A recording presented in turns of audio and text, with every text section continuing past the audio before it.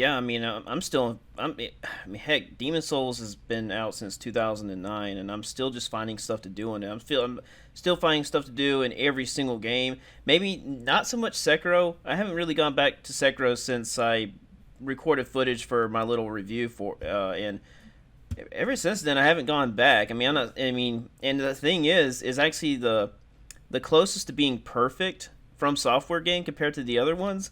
However, that replay value just really just isn't there for me, and I could come up with stuff to do, like I was basically doing a very you know low tool use sort of playthrough, so I don't know if I would be scraping the bottom of the barrel with Sekiro because there's not a whole lot you can really apply unless I perhaps use more prosthetic tools, which I haven't done.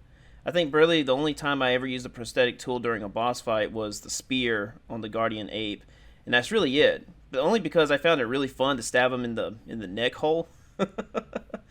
Pull um, the centipede out. yeah, yeah, because it made that second phase a lot faster. Because if you don't do that, it just kind of drags.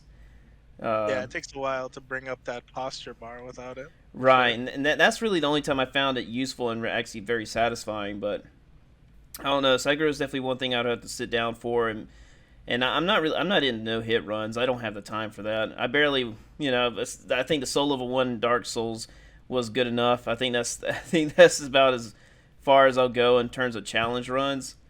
Because that's something I can just easily jump on, take care of, and then just come back to it later. But it's stuff, You huh? won't feel like you have to grind as hard or have so many resets, when you're not applying Yeah.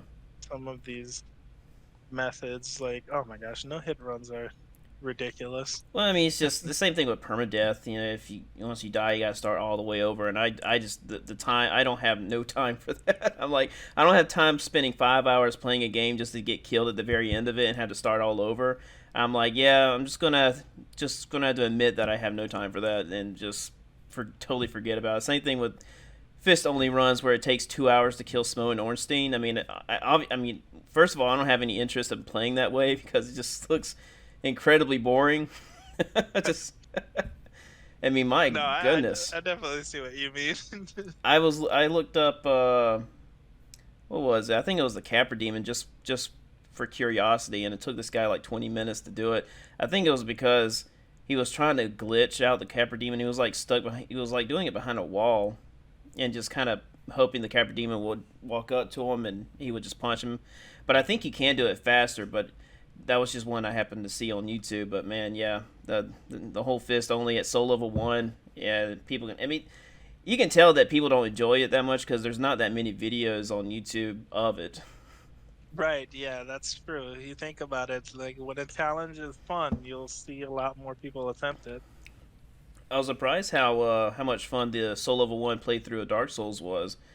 I still plan on reviewing that. I got everything set up. I was going to do that tonight, but I was like, nah, I want to do a podcast with Twilight if I can.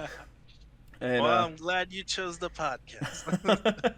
well, I'm wondering. I'm like, is it even worth reviewing a Solo One playthrough of Dark Souls? But there's only maybe two or three videos on YouTube of someone reviewing the Solo One experience. But I mean, I feel like if I could put my own spin on it, maybe it could be worth my time. But at least document it for myself. If like in like 10 years from now, I'll be like, oh, I wonder how I was react to a Solo One experience. Yeah, no, I definitely hear that. uh, You gotta think, you gotta weigh the pros and cons of, hey, was this fun, or was this something that I could feasibly make good content out of? And I definitely been thinking about it. I'm like, man, after this experience, I wonder if it's even worth my time doing the other games this way. And I'm still conflicted. I just because some bosses took a while. Can you guess which boss took me the longest to defeat? Just in one battle, not counting attempts, just one battle in contained. In terms of how much health they had for your level one character. Well, no, well, how much time it took me at the beginning of the battle to the very end where I finally defeated the boss. So you're not counting attempts. You're just counting, say, like your best attempt. How long did it take you? Right, my final my defeating attempt. Okay. You know what? I'll say 10 minutes, and I'll say uh trying to think which boss would be quite a lot of health, for like a level 1 character. And he nailed it at 10 minutes. I'll tell you that. Oh, nice. Now I'm trying to think about which boss. Man, that's actually tough. There's quite a lot. Are we counting DLC? Yes. Okay. Okay. Well, I guess if I can take a hint, is it a DLC boss? Yes. Okay. Uh, Dang, for level 1, I mean, maybe Calamite? That's it. Okay, all You right, nailed good, it. good. I Yeah, could not no, he's believe that was a 10-minute fight. I went back because I had to actually record that YouTube video because I put all, my entire solo level boss experience is in podcasts. I think it was starting with our first podcast, I believe, or maybe it was with the podcast before you. And I recorded every single boss fight. And then the Punk Disorder podcast included the Calamite defeat. So I went back and I recorded it, and I was like, man, do I have like 2 or 3 attempts in here or something? I thought I had I thought there was only one. And so I skimmed through it, and it turns out that whole 10 minutes is one attempt in oh itself. And man. I was like, how in the world was I fighting him for 10 minutes and I didn't screw up and die?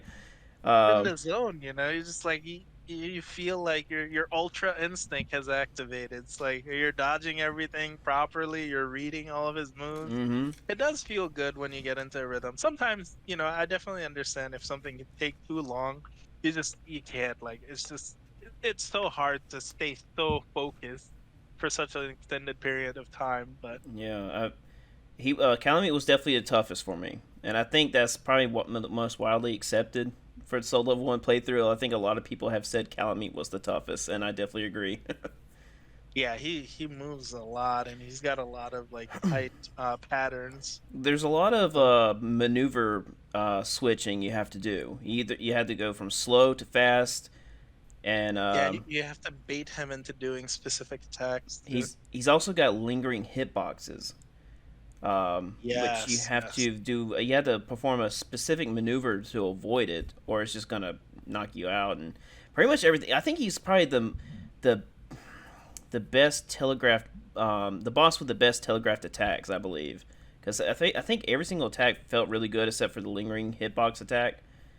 Like the Um, one where he bobs his head back and forth and then swipes at you from like uh not bob is it? Like he'll like pull his head back and then dash forward and then swipe his head from left to right or something. Something like that. I That can't remember the exact tiny details, but if I jump back into it, I could definitely tell you. But it's probably been about a week or two since I've done it.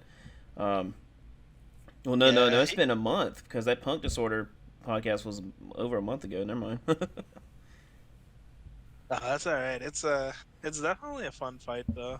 Like hmm regardless if you're doing it as a casual fight, like your first time or something, or if you're trying a challenge run like a still level 1, it is just a fun fight. Like it's a well-designed boss in my opinion. Yeah, it's actually a lot better than I remembered. Because I remember when I was working my way up to Calamite, yeah, I'm not really looking forward to Calamite because I don't remember him being that great of a fight. But once I got to him, I was like, man, I got a lot to learn about Calamite. And Yeah, I think my favorite boss really in the whole run was really just Manus. I mean, it's really hard for me not to like Manus. Manus is just spectacular, even though his attacks are not as well telegraphed as Calamite. I still find him absolutely entertaining the fight every time. I think for me it's an appreciation of the lore of his boss room, him as a boss, and just like his sheer rage and how he attacks. I just feel like that the combination is what makes Manus such an awesome boss. And I had to learn how to avoid his dark magic attacks because I don't use the pendant. I don't think I've ever used it, and so having to learn how to avoid those because that was one shot basically. So I had to learn how to avoid them, and I knew how to avoid the circular dark magic attack because you had to just run in. That's I learned that back in 2018. But the other ones, I believe I just had to take the damage. But for this run, obviously, there had to be Couldn't. something to Yeah. find. And boy, it's one of those cautionary maneuvers because there's the dark magic attack that yeah, the spray, the little shotgun spray that he does. You have to pretend like he's about to do it every time, and so I'm always running to the side. And if he does it, I can just simply jump out of the way. But if he does the rain, I think the rain ended up becoming the most problematic because I was prepared for the shotgun all the time, but when it came to the rain, I wasn't as prepared. So I think I got lucky sometimes with the rain. Um, I remember back in the day, I would just circle Manus and avoid it entirely, but obviously that wasn't really viable with my new 'Cause you, maneuvering. yeah, you still take some damage when you try to do it like by circling around. Hmm. Yeah. But Man, Dark Souls, I almost want to go. But see, we're talking about backlogs, and like, there's all these games that I would, obviously want to play because there's just been sitting either on my shelf or on my digital library for so long, hmm and I want to go back and play Dark Souls 1. This yeah, is why I can't complete my backlog. man, the From Software series has just totally almost ruined gaming for me. But it did save. It also saved gaming for me, definitely.